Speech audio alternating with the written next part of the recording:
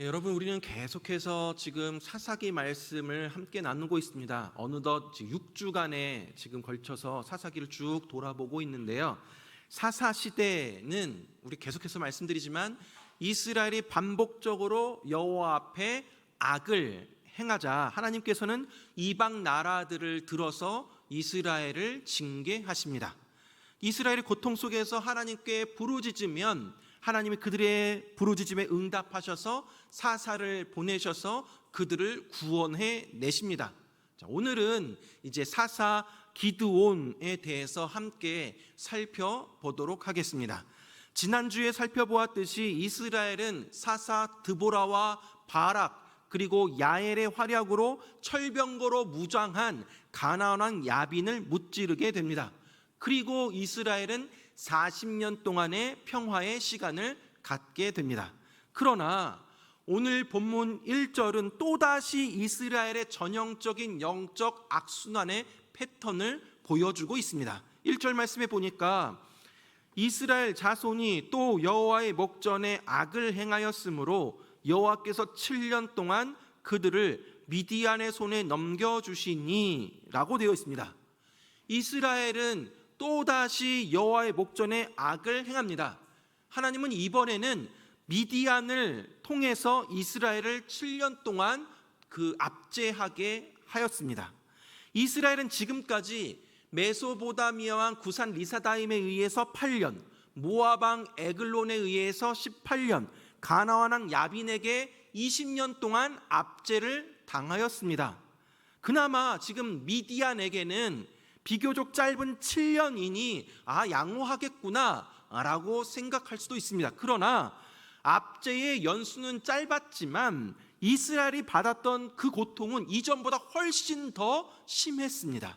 5절 말씀에 보니까 이는 그들이 그들의 짐승과 장막을 가지고 올라와 메뚜기 떼같이 많이 들어오니 그 사람과 낙타가 무수함이라 그들이 그 땅에 들어와 멸하려 하니 라고 되어 있습니다.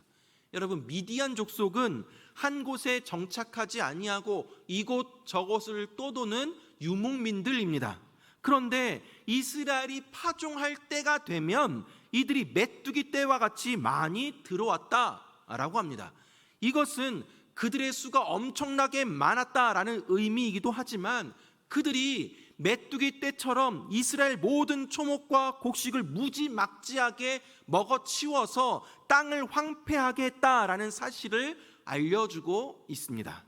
이에 이스라엘은 극심한 경제적인 빈곤에 빠지게 되었습니다. 6절 말씀에 보니까 이스라엘이 미디안으로 말미암아 궁핍함이 심한지라 이에 이스라엘 자손이 여호와께 부르짖었더라 라고 되어 있습니다.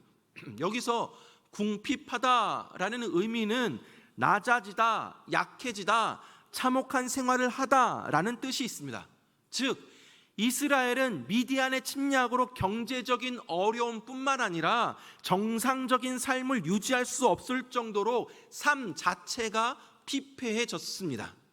결국 미디안의 압제와 배고픔에 못 이겨서 이스라엘은 하나님께 부르짖게 됩니다.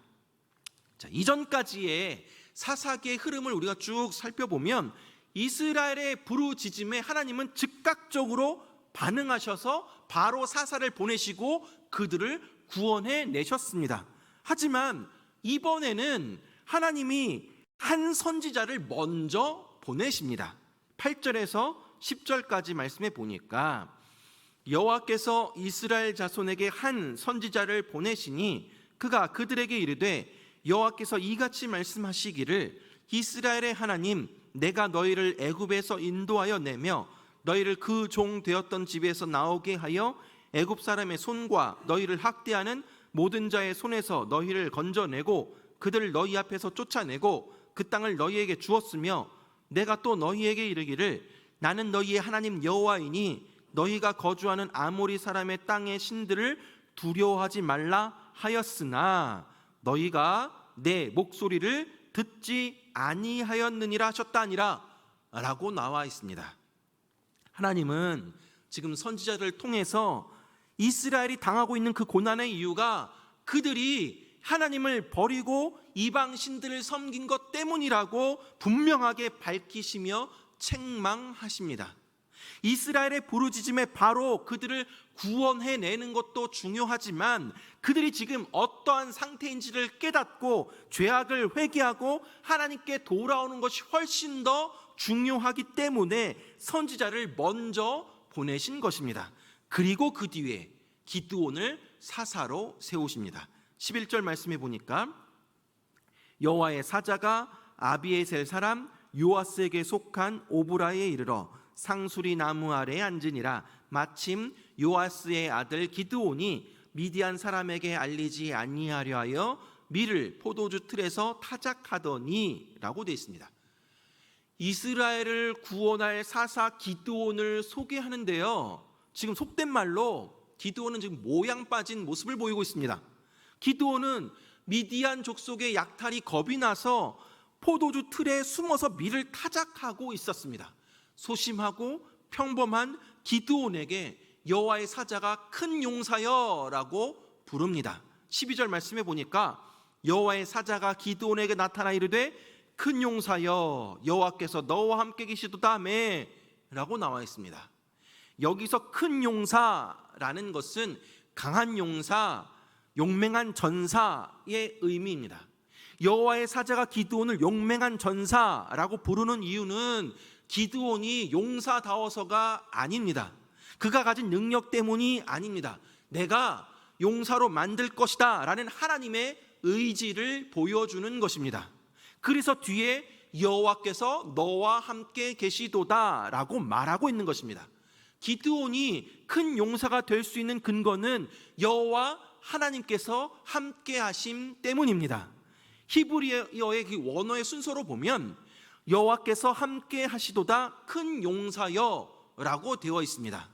여호와께서 함께 하심이 강조되어 있습니다. 아무리 적군이 두려워서 숨어서 밀을 타작하고 있는 겁쟁이라 할지라도 여호와 하나님께서 함께 하시면 용맹한 전사로 거듭날 수 있다라는 것이죠. 그러나 기드온은 하나님의 이러한 부르심에 이렇게 반응을 합니다. 13절 말씀해 보니까 기드온이 그에게 대답하되 오 나의 주여 여호와께서 우리와 함께 계시면 어찌하여 이 모든 일이 우리에게 일어났나이까? 또 우리 조상들이 일찍이 우리에게 이르기를 여호와께서 우리를 애굽에서 올라오게 하신 것이 아니냐 한 모든 그 이적이 어디 있나이까 하매 이제 여호와께서 우리를 버리사 미디안의 손에 우리를 넘겨주셨나이다 하니 라고 되어 있습니다. 기드온은 하나님이 함께 하신다면 지금과 같은 상황이 어떻게 벌어질 수 있느냐고, 조상들이 전해준 하나님의 기적들이 어디 있느냐고 물으면서 하나님이 이스라엘을 버리셨다라고 이야기합니다. 여러분, 앞서서 8절에 한 선지자가 이스라엘을 책망한 그 말과 비교해 보십시오. 선지자는 너희를 구원한 기적이 사라진 이유는 너희들의 죄 때문이다 라고 말하였습니다. 그런데 기드온은 자신들이 먼저 하나님을 버린 죄 때문에 지금 이와 같은 어려움을 맞이하게 되었다라는 사실을 인식하지 못하고 기적 베푸셨던 하나님 지금 어디 있느냐며 우리를 버리셨다라고, 그렇게 우리를 버리셨기 때문에 고통받는 것이다라고 모든 책임을 하나님께 돌리고 있는 것입니다. 하나님은 이러한 기드온의 항의에 대해서 14절에 너는 가서 이 너희의 힘으로 이스라엘 미디안의 손에서 구원하라 라고 말씀하십니다. 그러나 기드온은 이렇게 대답을 합니다. 15절 말씀에 보니까 그러나 기드온이 그에게 대답하되 오 주여 내가 무엇으로 이스라엘을 구원하리까? 보소서 나의 집은 므낫세 중에 극히 약하고 나는 내 아버지 집에서 가장 작은 자이니이다 하니 라고 대답을 합니다. 기드온은 하나님께서 말씀하신 너의 힘으로 이스라엘을 구원하라 라는 그 말씀을 자기가 가지고 있는 군사적인 능력으로 착각하고 있습니다. 그래서 내가 감히 어떻게 이스라엘을 구원하겠느냐며 나의 집은 므낫세 중에서 극히 약하고 나는 내 아버지 집에서 가장 작은 자라고 대답하고 있는 것입니다. 그러나 하나님께서 말씀하신 너의 힘, 그 힘은 기드온이 가지고 있는 힘이 아니었습니다. 여호와 하나님의 함께 하심이 바로 그 힘입니다. 하나님은 무엇으로 이스라엘을 구원하겠느냐라는 그 기드온에게 16절에 이렇게 말씀하십니다. 여호와께서 그에게 이르시되 내가 반드시 너와 함께 하리니 네가 미디안 사람 치기를 한 사람을 치듯 하리라 하시니라 라고 말씀해 주십니다. 내가 너를 보냈으니 반드시 내가 너와 함께 하겠노라 라고, 미디안 사람을 한 사람 치듯이 할 것이라고 말씀해 주십니다. 하나님은 내가 곧 무기이자 군대이고 힘이라는 사실을 일깨워 주고 있습니다. 그러나 여전히 기드온은 믿지 못합니다. 기드온은 자신이 미디안과의 전쟁에서 승리할 것이라는 그 표징을 보여달라고 합니다. 자신이 예물을 드릴 테니까 그때까지 기다려달라고 했습니다. 이처럼 기드온은 하나님의 약속을 잘 믿지 못하고 의심이 많은 사람이었습니다. 그러나 하나님은 그의 믿음이 불완전함에도 불구하고 여전히 그에게 은혜를 베풀어 주셨습니다. 기드온이 예물로 가져온 고기와 무교병을 바위 위에 올리고 국을 붓게 하십니다. 여러분, 그러면 어떻게 되겠습니까? 고기와 무교병 위에 국을 붓습니다. 그러면 그것들이 어떻게 되겠느냐고요.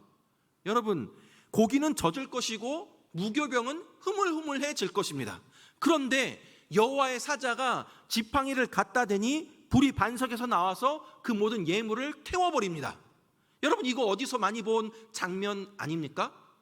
엘리야 선지자가 바알 선지자들과 대결할 때 제단 위에 불 붙이는 모습과 비슷합니다. 사람의 힘으로 도저히 불을 붙일 수 없다라는 상황을 만들어 놓으시고 바위에서 불이 올라와서 재물을 불태워 버리신 것입니다. 그리고 여호와의 사자는 사라집니다. 그제서야 기드온은 자신과 대화한 자가 여호와 하나님이셨음을 알게 됩니다. 기드온은 하나님을 대면한 사실에 내가 자신이 죽을까 두려워합니다. 하나님의 확실한 표징을 경험하고도 여전히 슬픔과 두려움에 빠진 기드온에게 하나님이 직접 말씀하십니다. 23절, 24절 말씀입니다. 여호와께서 그에게 이르시되 너는 안심하라, 두려워하지 말라, 죽지 아니하리라 하시니라. 기드온이 여호와를 위하여 거기서 제단을 쌓고 그것을 여호와 살롬이라 하였더라. 그것이 오늘까지 아비에셀 사람에게 속한 오브라에 있더라. 아멘. 하나님은 너는 안심하라, 두려워 말라, 죽지 않을 것이다 라고 말씀하십니다. 여러분, 여기서 안심하라 라는 그 히브리어가 샬롬 레카입니다. 너에게 평강이라는 의미로 평강이 너에게 있을 것이다 라는 뜻입니다. 기드온은 하나님으로부터 직접 음성을 듣자 두려움이 가라앉고 마음의 안정을 찾게 됩니다. 그러면서 기드온이 가장 먼저 한 일은 제단을 쌓은 것입니다. 그리고 그 제단의 이름을 여호와 살롬, 즉 하나님은 평강이시다 라고 이름지어 부릅니다. 여기서의 샬롬은 올바른 관계를 유지할 때 얻게 되는 평안을 가리킵니다. 지금 기드온이 누리게 된 샬롬은 단순히 두려움이 없어진 그 평안함만이 아닙니다. 비로소 나와 하나님과의 관계가 회복되었다라는 것입니다. 하나님과의 만남을 통해서, 또 말씀을 통해서 내가 이전에는 머리로만 알고 있었던, 그래서 출애굽의 하나님은 어디 있냐, 왜 하나님이 우리를 버렸느냐, 그렇게 불만불평했는데 이제는 하나님을 만나 관계가 회복되니 평강이 찾아오게 된 것입니다. 지금 기드온의 환경이 바뀐 건 전혀 없습니다. 여전히 그대로인데 하나님과의 관계가 회복되니까 주변의 상황과 관계없이 그저 그의 마음이 평강에 뒤덮이게 된 것입니다. 하나님과의 관계의 회복을 이루게 된 기드온이 드디어 이제 하나님 앞에 나아가 또 미디안과의 싸우는 이야기가 펼쳐지게 됩니다. 그것은 이제 다음 주에 함께 살펴보도록 하겠습니다. 사랑하는 여러분, 이제 오늘 본문을 통해 우리의 모습을 좀 돌아보기를 원합니다. 첫째로, 하나님과 함께하는 자가 큰 용사입니다. 하나님은 소심하고 겁 많은 기드온에게 계속해서 내가 너와 함께 있다라는 것을 말씀하셨고 또 나타내셨습니다. 그러면서 그를 점점 큰 용사로 빚어 가십니다. 하나님께서 기드온에게 너는 가서 이 너의 힘으로 이스라엘을 미디안의 손에서 구원하라 말씀하셨지만 기드온은 자기 자신을 바라보기에 암담합니다. 답답합니다.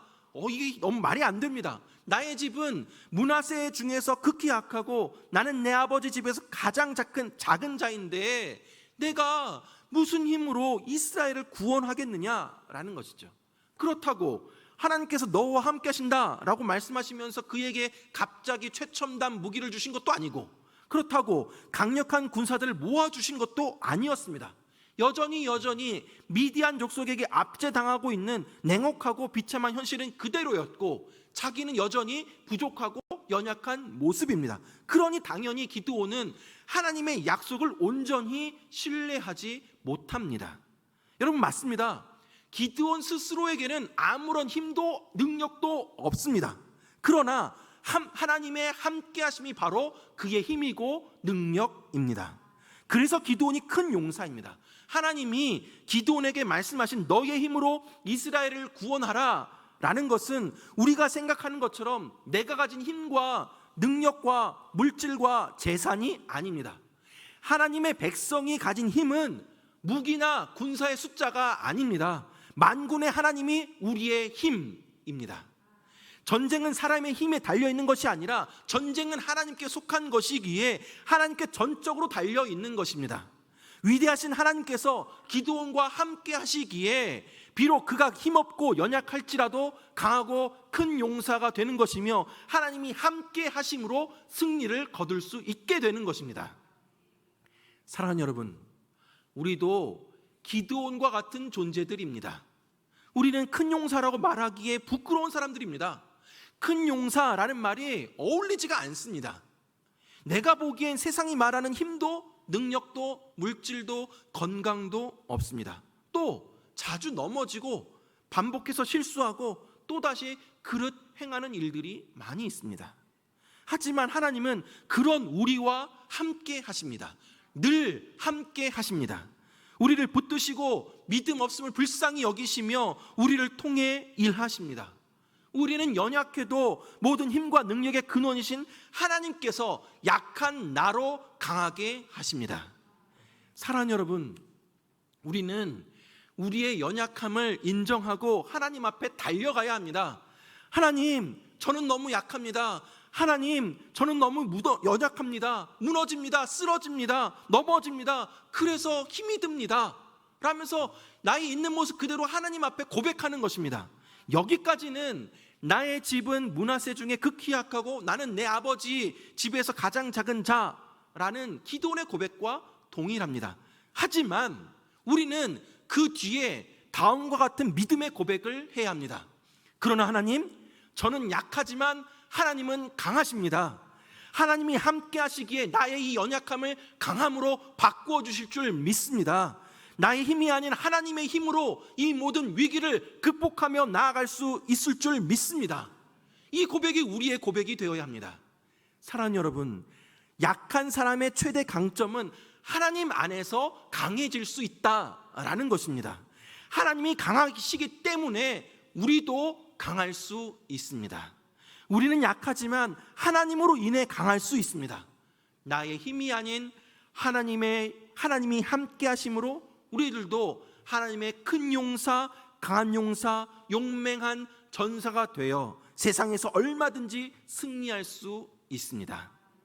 사랑하는 여러분, 있는 모습 그대로 하나님께 나아가 하나님의 도우심을 구하며 모든 의심을 내려놓고 나의 힘이 아닌 하나님의 힘을 의지하며 나아갈 때 하나님이 연약하고 부족한 우리를 통해 하나님의 일들을 이루어 가실 줄 믿으시기 바랍니다.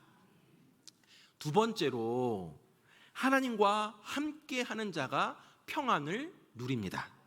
사랑하는 여러분, 하나님께서 내가 너와 함께하노라 라고 계속 말씀하시는데 우리도 기드온처럼 하나님이 저와 정말 함께 하신 것이 맞습니까? 하나님이 함께 하시는데 왜 지금 나는 이 모양 이 꼴입니까? 도대체 하나님 베푸신 이적 나에게는 왜 안 베풀어 주십니까? 그 이적 어디에 있습니까?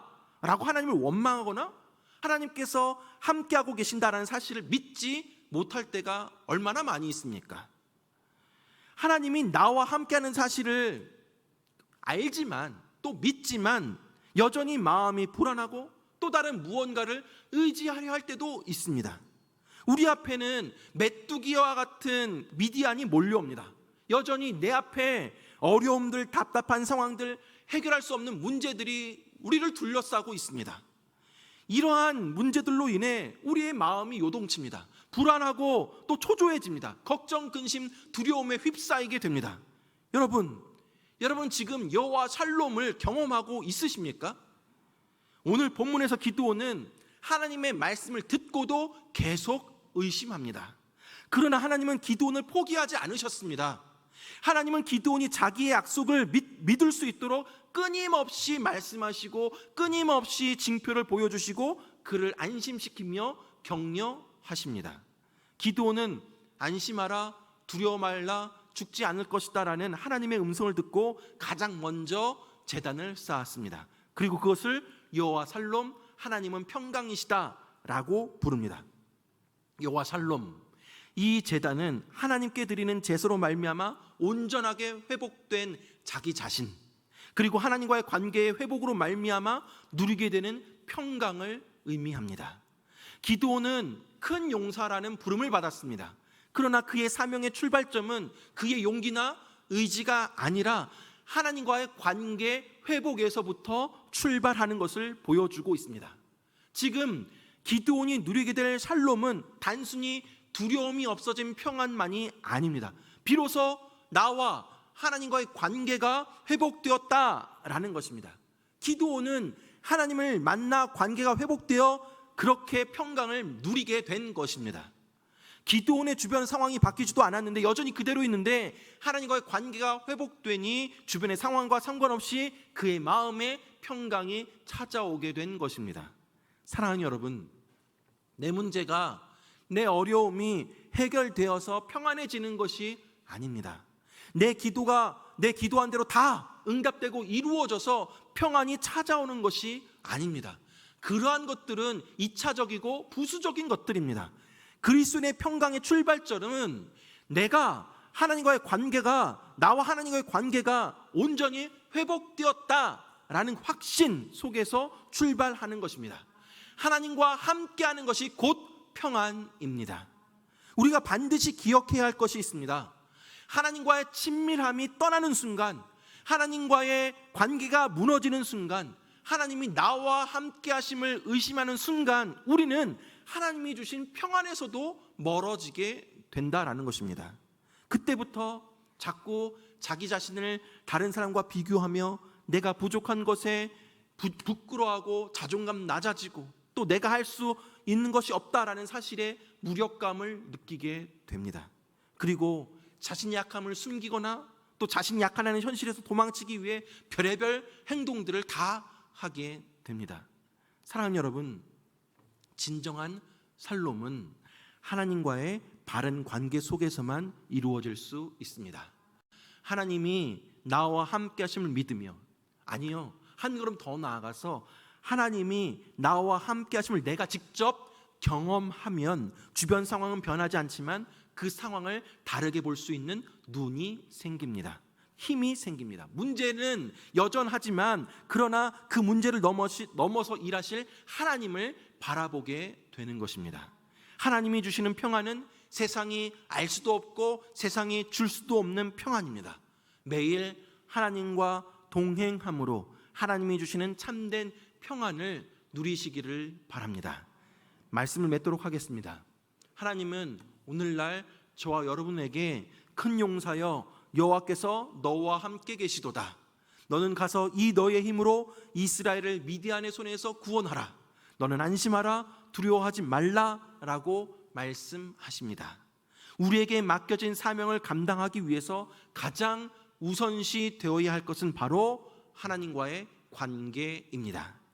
하나님과 함께하는 자가 큰 용사이며 하나님과 함께하는 자가 평안을 누립니다. 날마다 나와 함께하고 또 나와 동행하는 하나님을 만나야 합니다. 나를 지키시고 이끄시고 도우시고 보호하시는 그 하나님을 경험해야 합니다. 하나님이 함께하심을 믿고 또 삶으로 경험함으로 내가 속한 삶의 터전에서 하나님의 큰 용사로서 강하고 담대하게 살아가며 하나님이 주시는 참 평안을 누려 나아가는 저 여러분들 되길 주님의 이름으로 축원합니다.